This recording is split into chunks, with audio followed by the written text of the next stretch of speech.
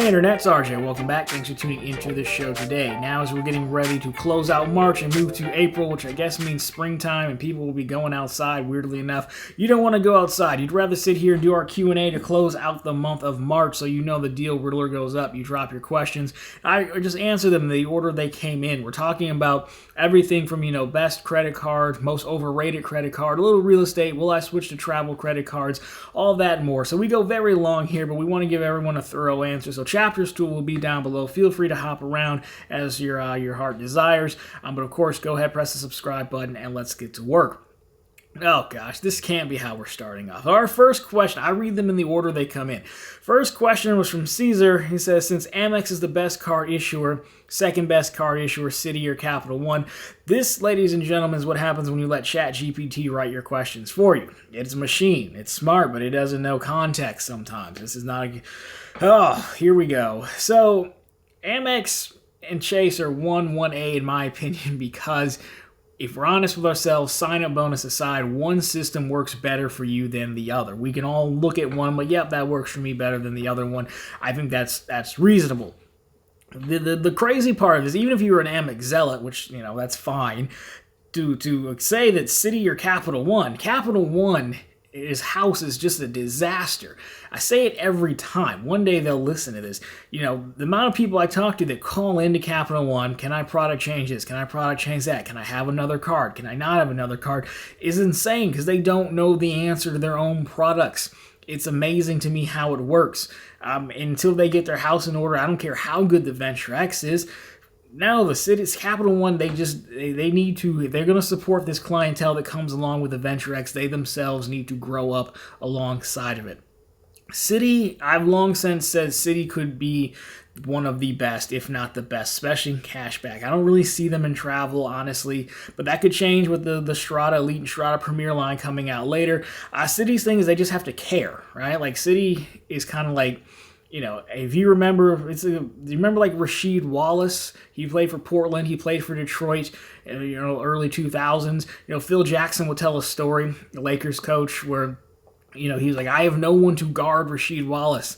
When Rasheed Wallace tries. When he doesn't try, then it's no big, it's not a big deal. Rasheed Wallace, I believe, used to write a check at the beginning of the year to the team for how many workouts he planned on missing. But when he tried, he was amazing. That's Citi. We just try. So, that's what I would say to that question. A little bit of a troll question to start us off, but that's fine. I will answer it anyways. Do your own homework. Don't have ChatGPT write your questions, boys and girls. Moving on to a sensible question, or Leo, which is our resident drunkard, but that's fine. We love him anyways. So he says, my Amex Delta Reserve account, his anniversary is March 29th. First year with the card, how long does it really take to get your companion award? So I think you get them pretty quickly, if I remember. Now, of course, I didn't look and see when mine hit. I had the Delta Platinum, but I think you get it pretty quick. It'll show up in your Delta account. They hide it. It's somewhere underneath your profile. I'll put it up on screen because it's not the easiest thing to find.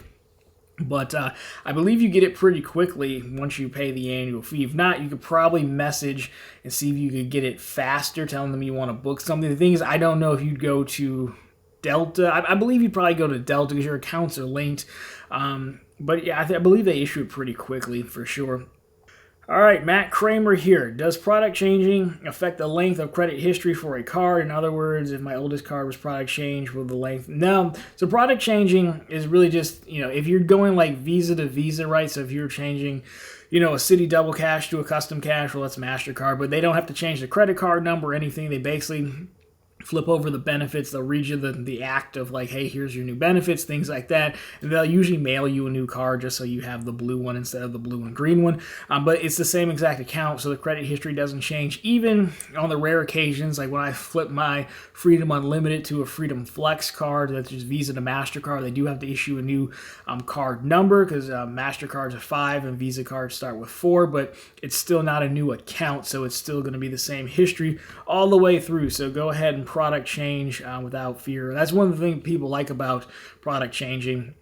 in addition to being able to, avoid annual fees and stuff and keep accounts open, it still gives you all that credit history that you built up with the card. So you will be good to go if your product changed there. I see we actually had some replies, so thank you to the folks who replied. So moving on, we have Lawrence McKnight. He says, I feel I'm the only person who thinks there's a difference between cashback and statement credits. With cashback, money can be stacked over a period of time. Statement credits, I absolutely positively hate statement credits. I hate them.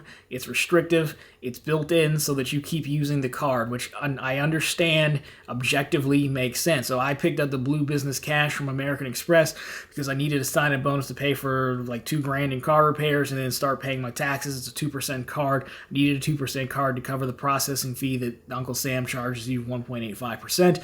Card's a statement credit card. Which is annoying because what's worse is I also have a business checking account with American Express as my actual business account, and business owners would like to redeem cash back into their account, but they don't allow that, which is silliness. I find it restrictive. Bank of America, when I had the Bank of America Business Unlimited card, they posted the bonus as a statement credit, but at least I could call in. I got them to mail me a check for it. Because again, it keeps you using the card because you don't have you're going to need a balance to pay it off. Now you could look at the exact amount you have and line it up with buying a gift card perhaps, but I hate it too. That's why the Blue Business Cash is not on the same level as the Double Cash or the Active Cash or the SoFi card because of that little restriction right there, honestly.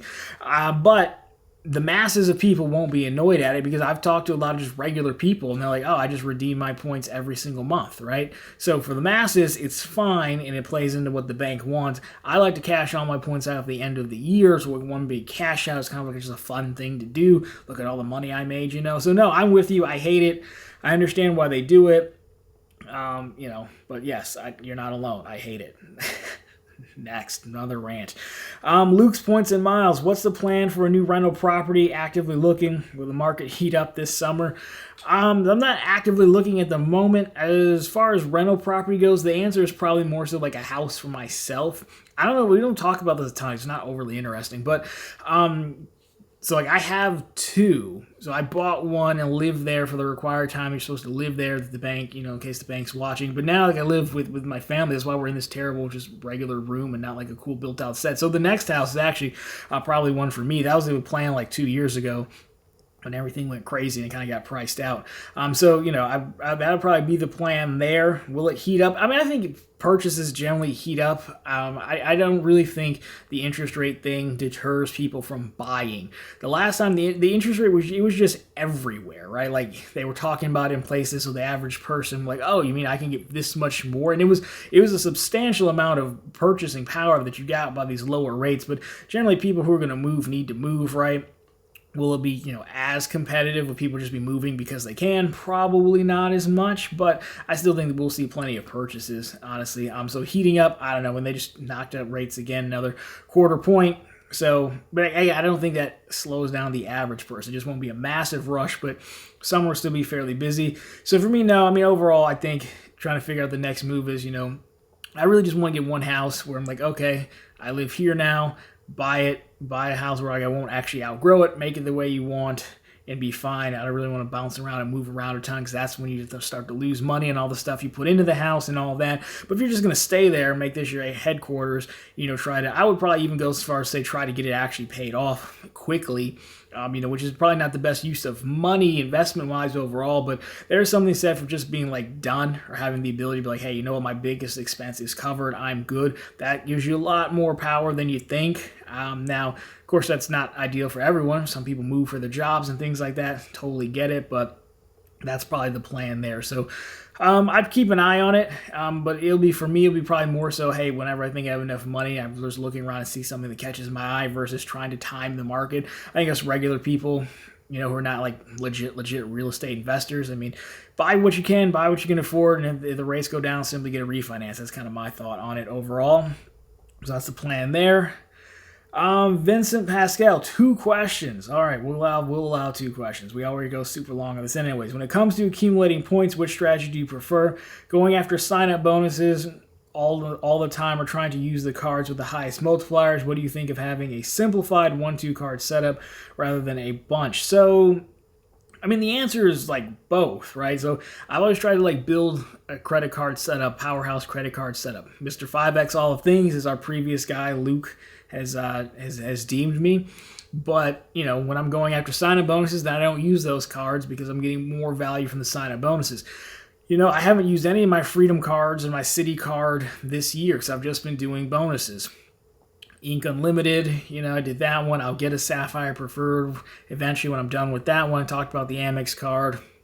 I've done Bank of America card. So, you know, when you're going after bonuses, those cards that you have don't go bad. So I would definitely leave them there because you're going to make more money from the sign-up bonus for sure than you would from the points. But then maybe when you're not bonus hunting, you go back to your setup. And again, if you're cash back like me mostly, then you know, it's fine because it'll all add up and you can cash it all at the end of the year, depending on the card. So I think the answer is actually both. That's what I do. You know, I only carry one card in my wallet right now. It's the one that I'm working on. But I leave all my other cards in the giant wallet, you know, which I think is fine. So having a one-to-one simplified setup, I mean, I think there's nothing wrong with a simplified setup if you want. Spencer Johnson, I mean, if Spencer Johnson made a video about this, then, you know, it must be true. He's a friend of the show, I can say that. But, no, I mean, there's nothing wrong with a 1-2. Most people want a 1-2 card setup. Most card issuers have their setup for 1-2 cards. Venture X and Saver One, again, Capital One just does a very poor job of marketing it. Chase with the Freedom line and a Sapphire card, Amex with their cards as well. I don't think there's anything wrong with that. Would I do it? Probably not, because I'm leaving too much money on the table. But if you're a traveling person, that could work better because, again, you'd have your card pair and know where your miles can actually go. When you're cash back, you can have a bunch of different cards because you don't need commonality and transfer partners. There are no transfer partners. So I can see that more for travel, or if you just really didn't want to have a ton of different cards.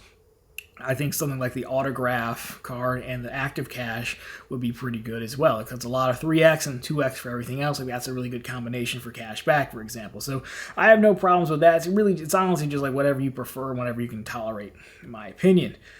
All right, Amerify. Which do you like better, credit card churning or bank account churning? So I love it when I don't have to do the shameless plug myself. So he's talking about the second channel and the blog, I guess, on profitablecontent.com or Run on the Bank YouTube channel. Which is a funny story, really quick. I had a guy that I used to work with call me the other day. He was like, you know, they kept saying on the news that Run on the Bank thing, and you know, I never knew that Run on the Bank was an actual thing. I was like, what did you think my name of my channel was meant to be? Like this whole time, I thought it was very clever. There's this guy who didn't know what a Run on the Bank was. I thought it was funny. We used to work at a bank together, which is the more concerning part about that. Anyways, if you're watching, thanks for watching, bud. Anyways, bank account bonuses by far. You make far more money doing bank account bonus game. Credit cards are fun, but you know there's only so much spend, and I still don't love to spend a lot. The reason I've gotten so many cards in Q1 is because so many things have broken, and I've had to spend so much money, right? That's the one upside of the things breaking, but bank accounts, you make way more money. They're much easier to churn. They're much easier to manage. Your direct deposit has to go somewhere. Debit card swipes are easily taken care of with Amazon reloads or sometimes even Cash App reloads. Again, I made almost $5,000 last year in credit card points. I made $12,000 in bank bonuses. So for me, if I could only do one, it would be bank bonuses for sure. That's the best one. It's the best game. It takes a little more patience, but I think it's fine. You're way more profitable. Ken Ketchum. Got my first Chase card. Congratulations. Amazon Prime Rewards a few days ago because I got tired of other countries not taking Amex. Sad news, I know. Was wondering what other Chase cards you'd recommend. I mean, like all of them over time, honestly, for the bonuses, but immediately, I would say get yourself an in-branch appointment and get that Sapphire Preferred $900 bonus, right? $100,000 in the annual fee waived is the best one we've ever seen. Who's to say if it'll ever come back? I mean, if they're pushing in-branch $90K, I think that's plenty. I plan to get that one as well. I got too many cards to work through right now, so I think that's the next one you get because of the opportunity. I still like the ink cards at $750 for $6,000 in spend. I think that's fine. $900 was great, but you know, there's nothing. $750 is still a lot of money as well. And then the Freedom cards, I think I think they retired the bonus for the groceries as well, but if they'll probably bring it back at some point. They seem to be just rotating which cards they're promoting, but over time it would be all of them, especially if you're under 524. I would just kind of strategize based on what's available, and since the Sapphire Preferred bonus is available right now, that's the one I would get. Again, I'm going to get it. I would just, go off of that. Then maybe move to the ink cards. I think 750 is still good. And then if you want any of their other travel cards, the travel cards I kind of leave up to you. If you like Hyatt, Southwest, whatever, United, those are still good cards, but anything in their core lineup I think is fine. But a lot of this I tend to just say, yes, you have your roadmap, but if a high bonus comes up, like the Sapphire Preferred, go get that one. I wasn't planning on getting the Sapphire Preferred till they say, oh, $900. Well, I might as well get it, right? So that's kind of what I say. But I do like the Amazon card. All right, our Leprechaun Gold guy, who probably has the best, most interesting comments. Something old, something new. The gold bullion are me only two. The Riddler wears green, better than black. Lad, when are you going to get the cards to add your gold to your stack? I mean, so the green thing, I don't know about that. Green could be the secondary color, though, like, that black and green GMT that Rolex has. I thought about that. All my cards, I'm going for 5X here. I am Bank of America Platinum Honors now. That did happen. So I will be adding those cards eventually. And then, I'm just doing a lot of sign-up bonuses right now. But I do appreciate all your comments always rhyme no matter what. So thank you for that. Let me know what the Bouillon card is and which one I'm missing out on. All right, they hate me. Do you foresee credit limits being cut by issuers with banking uncertainty and risk? I think it's always a potential for it because, the banks are here to protect themselves, right? So I do think there's a potential. But I think it'd be more so if we were going into, it's always debatable, is it a recession, is it not a recession, right? Because the concern here is, at least the immediate concern was more that the people had the concern with the banks that you're going to lose my money because we didn't really know how banks worked exactly, right? So it's actually a little bit reversed. But if people continue to get fired in masses and, we do push more towards that recession, which whoever decides there's a recession, I don't know, but we push towards that, then yeah, I think they'd absolutely do it again, especially because they've handed out a lot of new credit cards. Because remember, we had that period where they weren't approving anything, and then it spiked back up. Here are some amazing offers. We pushed a bunch of new cards out there, so there's a lot more credit issued again, probably counteracting from all the credit limits that they cut. I would imagine probably even higher now. Outstanding balances wise or available credit wise. So yeah, I think if we keep pushing towards that, keep seeing people getting fired in masses and this actual recession coming, then yeah, I think they could do it. I don't think it's tied to the uncertainty and risk right now is, I believe, more so us uncertain of the banks than the banks uncertain of us. So not immediately, but yes, I think it could happen for sure. Because banks will protect themselves. Mark Schubert here checking in. What does Chase count as a cash advance for their credit cards? Looking to get the new 90K sub for the Sapphire Preferred and was looking at opening up a U.S. Bank checking account to help hit the minimum spend. So Chase is very liberal with this, so you should definitely open this bonus and you should definitely fund it with a Chase card. I would do the same.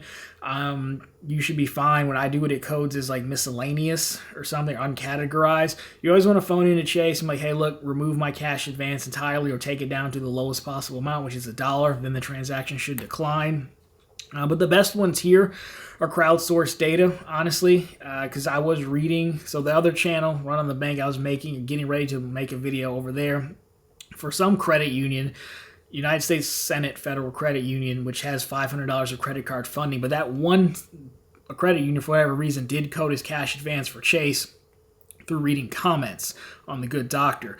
But I've never seen that before. So you generally want to just crowdsource data is the best, or ask like you're doing now, because I've done this with US Bank 3 times and I've had no issues.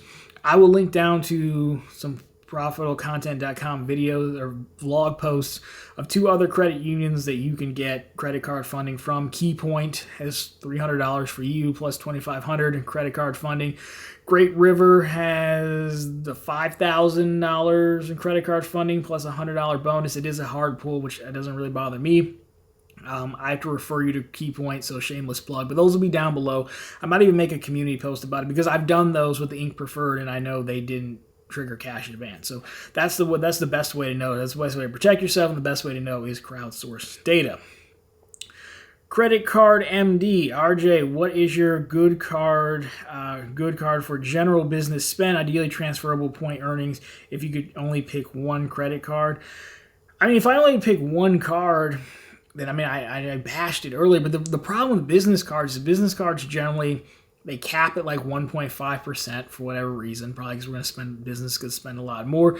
So it might be that if I'm only using one, then I guess I care less about the statement credit option that I ranted about in one of the opening questions. So it might be the Blue Business Cash. That is my legitimate business credit card with an EIN. The Ink Cash is still my favorite business card. It might be that one because I still could do a lot of damage at the office supply stores. That would probably be it. You know, if you want, you said transferable point earnings, then I mean, it's the Hilton business card is pretty good if you like Hilton.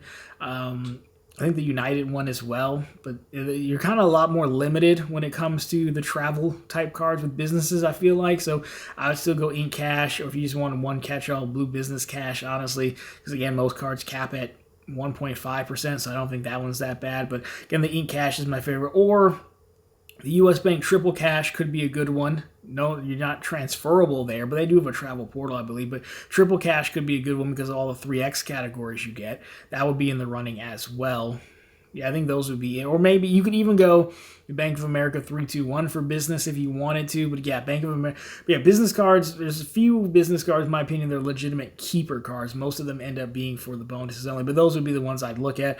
They're not exactly as transferable as you wanted, but you know, you can find something there. Ballin' here, going under 524. Well, congratulations on November. Well, never mind, on November. Got a ways to go, but that's okay. I'll still be here in November, provided I don't get canceled or replaced by a chat GPT who can answer these questions.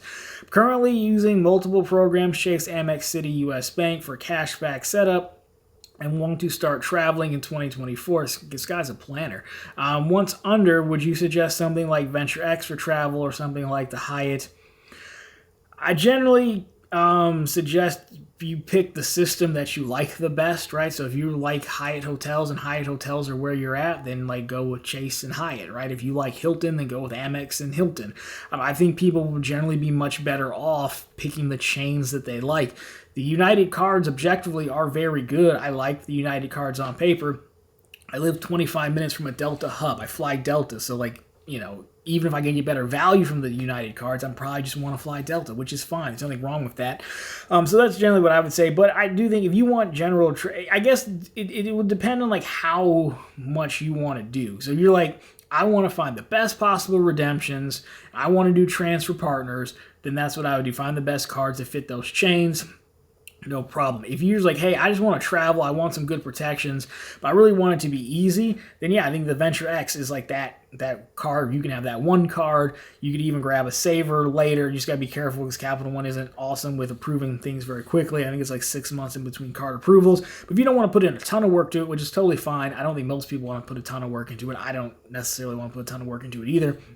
And I think the Venture X would be fine. But if you're like, I'm going to really go for it, then I would actually sit down and say, okay, if you're chained agnostic, then you could sit down and do some test bookings. Actually, you could say, okay, I would reasonably in 2024, I would go here, and it would cost, this is the cash price, and then divide it by the amount of points it would cost you to make that redemption. You can multiply by 100 to get a clean number, and then that will show you your cent per point calculation. You could do that as well. The value of Hyatt is you're already using Chase cards, and Hyatt, it's easy to earn Hyatt points. You could also look for commonality. Marriott's good because of commonality between American Express and Chase. So you can look at that. So I think I just gave you more options and things to consider than a definitive answer, but that's kind of how I would look at it, figuring out where you want to go. And of course, you can always try something. If you don't like it, then you don't move on to another system. Curmudgeon, back again. RJ, what is your pick for the most overhyped, overrated credit card on the market? Anything with the name American Express? Now that will get this video a lot of thumbs down. It's probably, I will zag here and say it has to be either from American Express or Chase. We don't talk about anyone else that much. Like, there's not really a thing that we rave about that much other than those two. I think all those cards are a little overrated, but it's because of the lack of competition everywhere else. I said it before, I think Chase is overrated because they actually, the reason Chase works and is so good is because they don't care what you do. I can rave about Chase because I have 4 Freedom cards. They don't care that I have them, but the Freedom, it dances around all the categories that you would need and spend in every day. That's the problem with it. And it also, they were also remind me of, I started out at community college before transferring to a 4-year university to finish up undergrad and grad school. So I can say this, but you remember, like, you talk to someone going to community college and like, well, I'm going to this college, I'm gonna get these credits, I'm gonna transfer over here, I'm gonna do this and do that. That's kind of what Chase is like. It was like, I'm gonna get this card, but then later I'm gonna get the preferred maybe, and then I can transfer my points through here and do all that. And I don't know, I mean, I think it's all a little overrated, honestly, because of the categories that they avoid, because of you have to, the trifecta is good, but you still have to put it all together.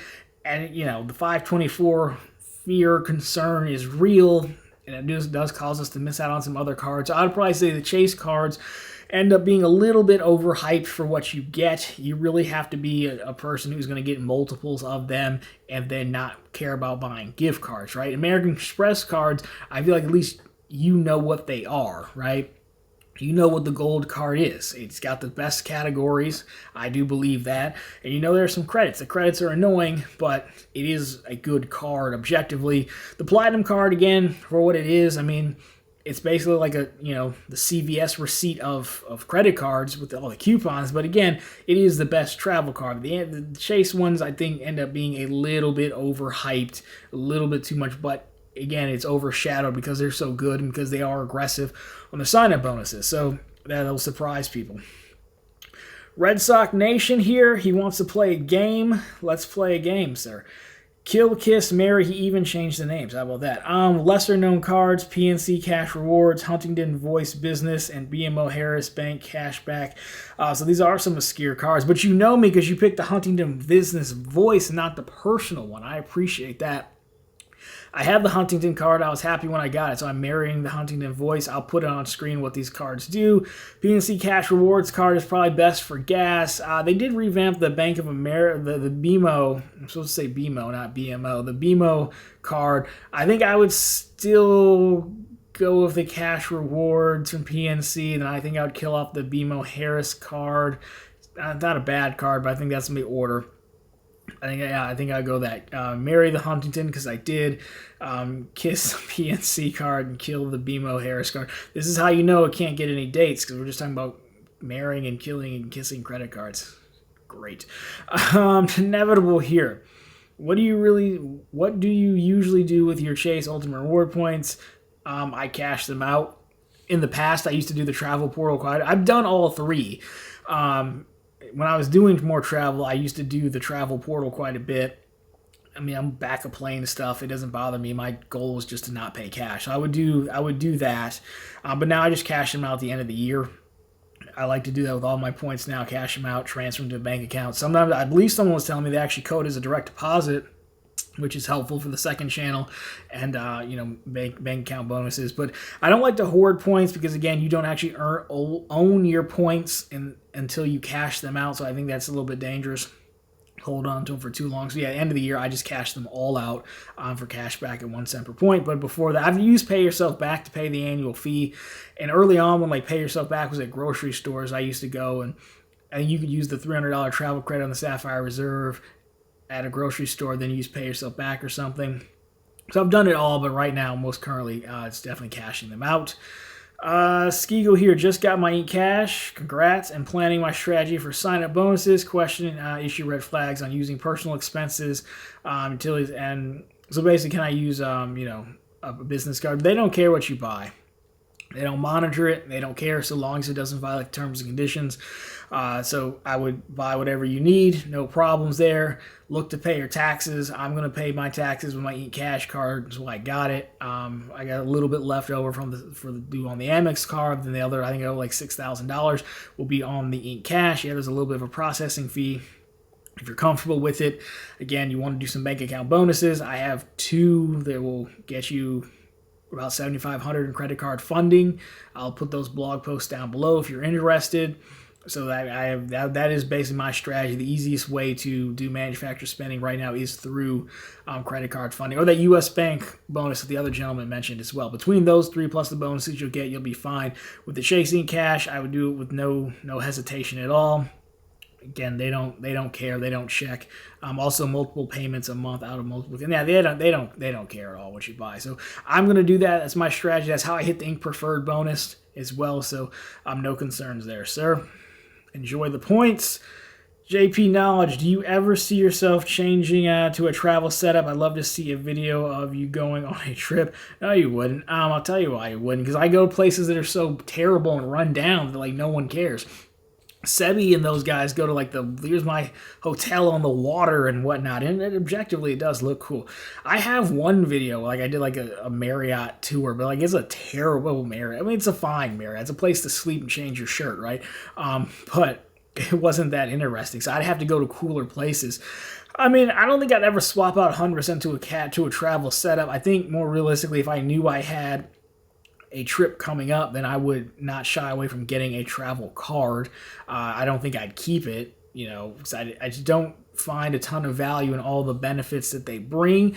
But for the points, I mean, if I knew I was going to go somewhere, if I was a vacation planner and a vacationer, then yeah, I'd get a Hilton card in preparation for that and stack up on Hilton points. Absolutely. But I don't think it would end up being a travel setup.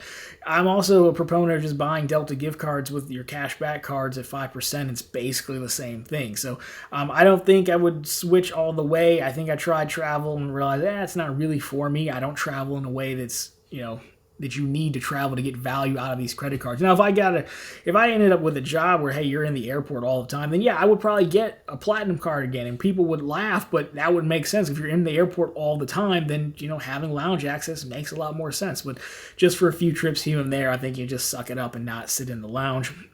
So thank you for your question, sir, and I will at some point make another travel video, and I expect multiple thumbs up for you, even if it's in a terrible rundown Marriott. All right, we got a few more here. Efren here, thanks for all the great video and info you share. Well, thank you, sir. For cashback, how do you keep track of what credit card you use? Do you keep certain credit cards in your wallet and others in Apple Pay? It's mostly up here. Honestly, it's the best answer. So, it's a little bit different doing this, quote unquote, for a job, right? I'm kind of always thinking about it. Plus, I have fun strategizing, but a lot of my stuff doesn't really change much. So, the U.S. Bank Cash Plus card doesn't come with me because it's set it and forget it to my gym and utilities or something like that. So it's fine. Or, the Freedom cards will change when the category changes. So there's that. So really the ones I had to think about are how am I going to use the category cards, where I want to slot in the custom cash or the Huntington card. But usually when I sit down and do the quarterly videos of what's in your wallet, that's when I'll plan out what goes where. But I mean, as of late, I've just been sign-up bonus hunting a lot. I don't really use Apple Pay much. A lot of it, I only carry 2 or 3 cards max, and usually just the core cards. Right now, I'm only carrying 1 card, the Blue Business Cash. When that's done, I'll only be carrying the Ink Unlimited because that's what I'll be working on. But if it was a regular time, then I'd probably be carrying maybe a Freedom card if the category suited itself. A custom cash is generally my gas card, and then maybe a card for dining. But I don't really eat out much, so the Freedom card might cover that. So I probably need a better system, but so far I kind of just keep track of it up here, and sitting down once a quarter helps. And then I should make a video about how I organize things, but then I also have an order to how I keep the cards in my wallet as well, which might sound silly, but the order actually helps for quick thinking. Also, if I'm going to a store, going somewhere, I'm also thinking about just really quickly, okay, which card do I need, right? Just as you're walking in, as you're checking out, just to make sure you have the right card. But I don't really have a system like the Max Rewards or something like that, which I think is helpful we did a video on them before. I think it's helpful for people who don't want to think about it, but I think once you get in the habit of it, and a lot of my cards are multiples of each other, or they're set and forget it, I think it's helpful. And then I just only carry the cards you need, keep them in a certain order. Just think about it as you're getting out to go to the store, which cards you're going to use. Or better yet, a lot of it is honestly buying gift cards. As you know, I like my gift cards. So a lot of times I'm not even using the credit card. I've bought a gift card, I'm using that. So that's another piece of it as well. So hope that's helpful. We'll look at making a video on organization. All right, next up, how do you feel about merchant codes being so opaque? Vacation tours coded as entertainment, brunch and coffee coding his bakery. It's absolutely madness. It's totally unfair and unjust. I have no problem with them setting the merchant codes. I don't know how stores sign up for merchant codes. I have no problem for credit card issuers saying we go off of merchant code, but there should be a list of merchant codes. I know there's a Visa lookup tool at one point that got paywalled. I've heard MasterCard has one as well. I haven't seen it. I don't know why everything has to be such a secret. This is part of the reason why people get so untrusting of banks and things like that. If you have a list of merchant category codes, I know some people know them off the top of their head. Maybe we should just get together and make a list, honestly, a community source list of what we know as the category code. That might not be the worst idea, but it's unnecessary secrecy. Because you can't quote in your terms and conditions that we base this off MCC. Okay, that's fine, but I need a documentation to show me the MCC codes. And that means they have it, they just don't publish it anywhere. There's reason for that. I don't know why they do that. Someone may know the answer to that. But yeah, I think it is wrong given how much is based on it, honestly. I do think it should be more of a public thing. I don't know why it's so secret. Two more here. So Phoenix checking in. He just got a fact for us. So he says, don't know if this is known, though I found out that the two credit card issuer situation for American Airlines is due to American Airlines buying U.S. Airways. Citi was with American, and Barclays was U.S. Airways, similar to the situation with Marriott buying SPG. So how SPG was with Amex, Marriott was with Chase, I think. Now they both have Marriott cards, one at the high end, one at the low end. And they share the middle. Well, that makes sense. The only thing about that doesn't make sense is why Citi doesn't have AA as a transfer partner, especially if Citi was with American at the time. I know they had them for a little bit, but it was like a promotional deal. But I didn't know that, so thank you for sharing, sir, because it is kind of weird that Barclays, of all people, would have American cards that are actually not terrible, because we don't really think of Barclays like that. So thank you for the fun fact. I appreciate it. All right. Fenrin Tenhor, these names, man, sometimes they're tough. All right, here we go. Last one. With the news of the Chase Rise potentially coming down the pipeline, are you keeping a 524 slot open? Yeah, but I kind of worry if it's like making me like a hypocrite, for being honest, because I do tell people, hey, you shouldn't fear 524. And truth be told, I've been sticking around at 324 for quite some time now because I'm trying to maximize my Chase again, right? I got the Ink Preferred. I got the Ink Unlimited just because the bonus. That was my second Ink Unlimited card. I'm going to get the Sapphire Preferred. But really, I don't want any more Chase cards right now. I want to move on to my Bank of America cards and build out that setup I've been talking about forever now that I am Platinum Honors. But it just makes more sense to maximize the value with Chase before I move on. The back of my head, the wishful thinking part of me does kind of hope the Freedom Rise turns into something cool. I still don't think it will be that cool. Honestly, I think it'll be more of a credit builder cards, the only group of people they haven't focused on, honestly. Make it a Slate Edge replacement. Earn 1x back, make them ultimate reward points, the same as the Freedom Student maybe. My other thought was it could be something like the Shoppers Cash Rewards. I just can't see them carrying, here's another no annual fee card where you can just take as many of them as you want and just earn as many ultimate reward points. But to your point, to your question, being at 324, assume 424 because I'll get the Sapphire Preferred. Yeah, I mean, I probably would dial it back a little bit and see what happens with it. Because why not, right? You're talking about another $6,000 in spend for the Sapphire Preferred potentially. It's going to take a while, so I might as well just hold out. I can find another business bonus if I need it, and then just kind of see what happens with it. On the off chance that it is something we want, yeah, I would probably just err on the side of caution because there's always that point of like, oh man, if it comes out and it is a banger card, you're gonna be pissed at yourself, right? So I would, yes, because of where I'm at right now, I will probably leave that one slot open just in case, knowing full well I don't think it's gonna happen, but why not? So there is that. So there's everyone's questions. I think we got it done in underneath an hour. So thank you to everyone who wrote in. Of course, those links will be down below. Check out profitablecontent.com and check out Run on the Bank for all of your bank bonus needs and credit card funding to help you out with those bonuses. I already asked you a bunch of questions. So of course, if you need any follow-up, want to add to the conversation, feel free to drop that down below. Of course, I will read them and get back to you. Anyways, guys, as always, if you like this one, drop me a thumbs up down below. Of course, you found it particularly interesting, consider subscribing to the channel because we're posting content just like this every week and right back here on Sundays with all the news you can use in the week that was in credit and finance. As always, thank you so much for watching, and I will talk to you very soon in the next one.